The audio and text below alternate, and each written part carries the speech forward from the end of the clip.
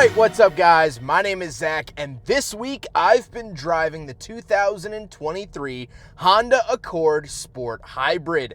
Up front is a 2.0 liter inline 4 as well as a hybrid system, and down below is a CVT. Now I am super excited to be making this video for two reasons. First of all, this marks the first press vehicle I've received from the Honda and Acura group, which I cannot be more excited to be joining forces with them and bringing you guys more new Honda and Acura products.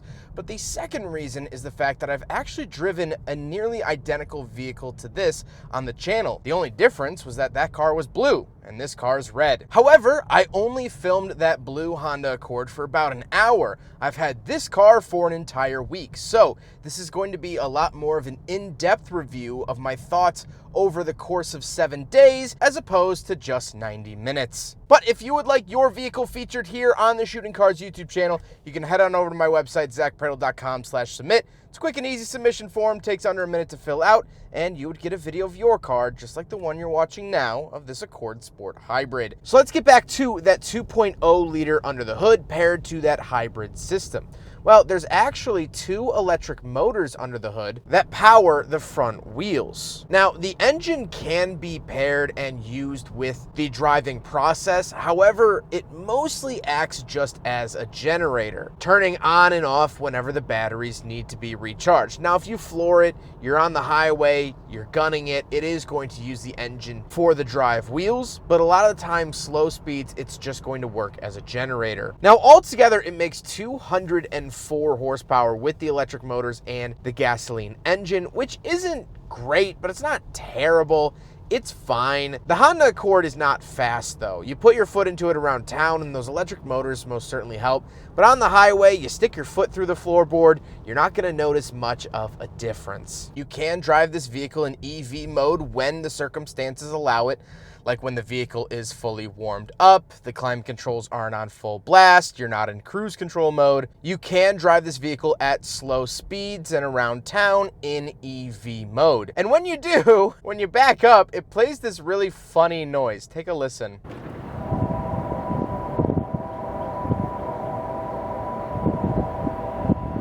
I dropped off my girlfriend the other night and she almost fell over laughing because she said it sounded like I was ascending into heaven while backing up. It does have that kind of sound to it. But the reason this car is a hybrid is for that fuel efficiency. So let's talk real world fuel efficiency. What have I, Zach Pradel, been getting for fuel economy here in the Accord Sport Hybrid? Well, around town, I've been getting 39.8 miles to the gallon over the 210 miles that I've driven this vehicle. That number might be a little different than you're seeing on screen because I'm filming that a little bit later, but that is phenomenal fuel economy. On the highway, I was doing about 75 miles an hour for 3 hours yesterday, and I got 40.8 miles to the gallon. Now, I've heard numbers higher than that if you do stick to the 55, 60, 65 mile an hour range. But 40 miles to the gallon in a larger sedan is absolutely fantastic, and I'm thoroughly impressed. Most press cars that I get have a fuel range of about 300 to 400 miles. This had over 530 miles of range of fuel. I never had to fill it up in my entire time with it. So that is the biggest benefit of this Honda Accord. Like I said, paired to it is a CVT. Living with this CVT, you know what? I actually haven't noticed it at all, which is good in terms of a CVT. Normally, I feel like they're jerky and weird, but the Honda Accord does a phenomenal job, and I have no complaints. Last but not least about the drivetrain, of course, the Accord is front-wheel drive. They only currently make front-wheel drive Accords. So how does it feel to actually drive the Accord Sport Hybrid? Well, this is another thing I really wanted to talk about. In my last Honda Accord Sport Hybrid video, I complained about the ride quality, saying it was too harsh and stiff for a family sedan. Now, having driven it a week, I still agree. I still think that it has a harder ride than a lot of its competitors.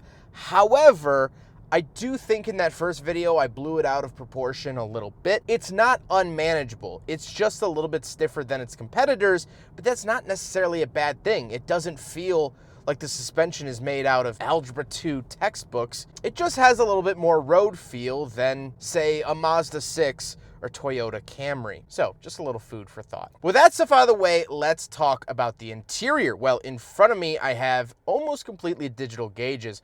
Off to the left, I have my battery, and off to the right, I have my fuel. But the digital gauges are actually really, really nice. They're very easy to see no matter the light, whether that be at night, during the day, when it's foggy, when it's sunny, when the sun is just cresting the earth. It's all easy to see, and I enjoy that. Also, what I find funny is that you could set your audio to the left gauge, and it lights up the whole gauge with whatever album art you're currently listening to. So I'm sure you can get funky and creative and sort of make your own makeshift white-faced gauges just using some album art. On the steering wheel on the left, I have my skip track, volume, and scroll wheel for that left side gauge cluster we just talked about. And off to the right, we have the adaptive cruise control and lane keep assist. So I love the adaptive cruise. It's a fantastic system. I'm less impressed with the steering assist that the Honda has. Now, 90% of my drive on the highway, which again I said was about 3 hours, 90% of that, it did great.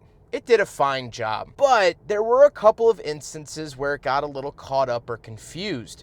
If the lane got really, really wide, it would hug or stick to one side of that lane. It ping-ponged in the lane a little bit, and at random times, sometimes it would disable itself. I hit a decent bump going over a bridge on the highway, and that seemed to turn it off. Without too much warning, the icon, of course, went gray on the dash, but it didn't beep or alert me that the steering was no longer on.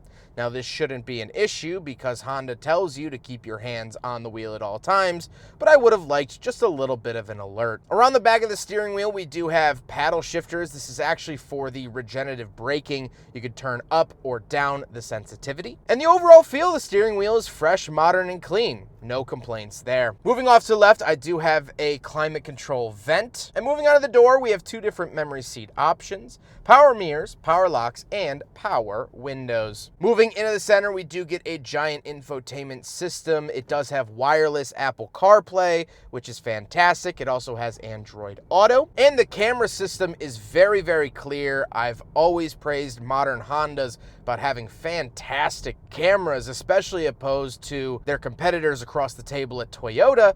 These are rock star cameras. Really, really enjoy that. The last thing I'll talk about with the center infotainment is the PowerFlow app. So because this is a hybrid and this is only available on hybrids, I can actually select it and take a look and see what kind of MPG I'm currently getting, how the power is flowing throughout the car. And for a geek like me, this is really fun and entertaining info to have. Then we do have the volume button, which I'm not a big fan of. I think it's a little bit high on the dash for the normal reaching for the volume. Although the driver does have one on the steering wheel, I always like a physical volume knob, and it's a little high and out of the way. Then we do have a giant vent that goes from the center of the vehicle all the way over to the right. You'll find the same vent in the Honda Civic and the Honda HR-V. Then we have the climate controls. This does have dual zone climate. The reason I point that out is because the Honda Civic Si I drove last week, although at a similar price point, did not come with dual zone climate. So definitely nice to see that here in the Accord Sport Hybrid. The knobs have great tactile feedback, and I'm overall a big fan. Then we do have two USB-C chargers. I love this. Then we do get a giant cubby. I wish that I would have gotten a wireless charger in here because I do have wireless CarPlay. Those kind of go hand in hand for me, but unfortunately I don't get that. And then we come to the shifter area. Off to the left is the shifter, plain, simple, and clean, no complaints. Then we have the drive modes. So we do have a couple different drive modes we can select. We of course have Eco and Sport, normal, and individual. So individual will let you customize it, and you get this awesome, sweet, overly produced graphic of the Honda Accord up on the center screen. I think this looks menacing. I also do get this E button. This will allow me to switch the car into just electric mode, again, when it meets the certain criteria, which seems to be kind of hard to meet, but I like that I have that available to me. Then I have the power parking brake and brake hold. Off to the right of that, we do have cup holders, so we will do a big friggin' bottle test here in the Honda Accord Sport Hybrid. And just like the other one I drove, of course, same cup holders, it does in fact pass the big friggin' bottle test. Very happy to see. Then we do get a center console with a 12-volt outlet in there. And then we got to talk about the seats. The seats aren't really anything to write home about. They are heated. The driver's seat is power and memory. I enjoy the seats, and on my long journey yesterday, I didn't have any comfort issues with them, so they get 2 thumbs up from me. However, speaking of seats, one of the shining points of the Honda Accord is the back seats. So let's go do a backseat review. All right, so we're on the back of the 2023 Honda Accord Sport Hybrid, and this is one of the best parts of the Honda Accord. I love the Civic, I really, really do. I've driven the Civic Type R, the regular Civic, and the Civic Si. I love them all. But the back seat space of the Honda Accord is a big step up away from the Civic. My knees are not hitting the seat in front of me. My head is not hitting the ceiling. It's a great, great space back here. You can drive regular sized adults back here without any issue, and that is really, really cool to see. One thing I would have liked back here are vents. I don't get any sort of ventilation, heating or AC vents back here, at least that I can see. So I would have liked to have seen that, especially it's a kind of hot day today. It's a little sweltering back here, but of course, not the end of the world. Let's hop out. We'll take a quick look at the trunk and cargo space, and then we'll talk about the looks. All right, around the back of the Honda Accord Sport Hybrid. Little button down here, pop it up, and this is our trunk space. Nice and spacious. What I love about the Accord is not only the back seat space, but the trunk space as well. You can pull this up. You unfortunately only get some fix-a-flat and a funnel and things like that. You do not get a spare tire here in the Honda Accord, which I think is a big misstep, and I personally would remove all that stuff and put a spare tire in. But this is not my car. Unfortunately, that's just what I would do if it were my car. Other than that, I do have some little hooks. Oh, you just heard it shut off. Now it's quiet. It's in electric mode. Sorry, getting back to it. You do have some little hooks for some nets, some little cargo nets if you'd like. Nothing crazy, but that's the trunk space of the 2023 Honda Accord Sport Hybrid. Now we gotta talk about the looks. And first of all, this car is finished in radiant red metallic, which I think is a fantastic color, and I really thoroughly enjoy it. However, people seem to be pretty split on how they feel about the new generation of Accord. And I think it is sort of an interesting case study, because when I see this car parked next to other cars, I say, yeah, that looks like every other car in every other parking lot. It has bits of every manufacturer molded into it. But when it's parked alone, I actually like it a lot. I think it looks really good. I like how the front end is aggressive. It looks new and different than the outgoing 10th generation Accord, and I don't mind it. I'm not over the moon about it, but it's not bad. It's the same reason why I only hang out with people I find less attractive than myself. You gotta boost those numbers, kids. Let's get on to my final thoughts. What do I think, having driven the Honda Accord Sport Hybrid for the last week, spending some nice and thorough time with this car?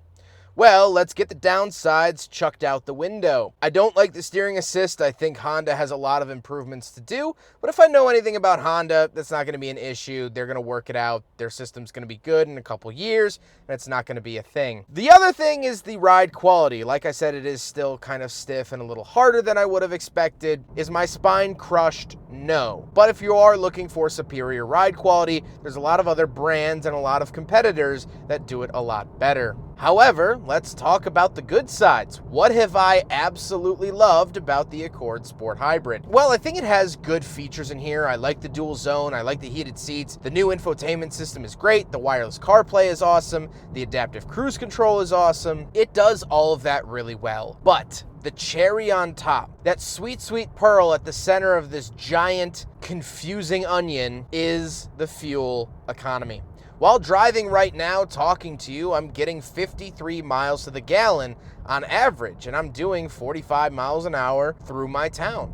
On a full tank, you have well over 500 miles of range. That means that here from Chicago, I could drive to Toronto, Canada, Buffalo, New York, Knoxville, Tennessee, or even Sioux Falls, South Dakota on a single tank of gas. You might not like it, but this is the peak performance of combustion engines.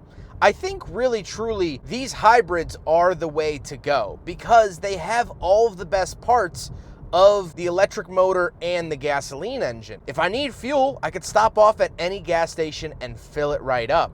But I also have that electric motor helping out, helping me be more efficient and fill in the gaps that combustion engines tend to leave while trying to rev up or trying to cool down. This really is the best of both worlds. And now I'm proud to say I've seen it firsthand. I've experienced it. From now on, whenever someone asks me, hey, I'm looking for a new car, I drive long distances every week, it's not gonna be the Prius. It's not even gonna be my beloved Mazda 3. It's gonna be this. It's gonna be the Honda Accord Sport Hybrid. 530 miles, 40 miles to the gallon average, doing 75 miles an hour. Consider me really impressed. Honda did a dang good job with the drivetrain of this car. And as of right now, in my mind, for a long distance traveler, there is no other option. Well, I hope you guys enjoyed the video. Huge thank you to Honda for sending me this vehicle for a week, as well as the team over at Drive Shop and of course the Midwestern Automotive Media Association. I couldn't do it without you guys, and I am eternally grateful. But I hope you guys enjoyed the video. Don't forget to rate the video, comment on the video, and subscribe if you really liked it. Take care, guys.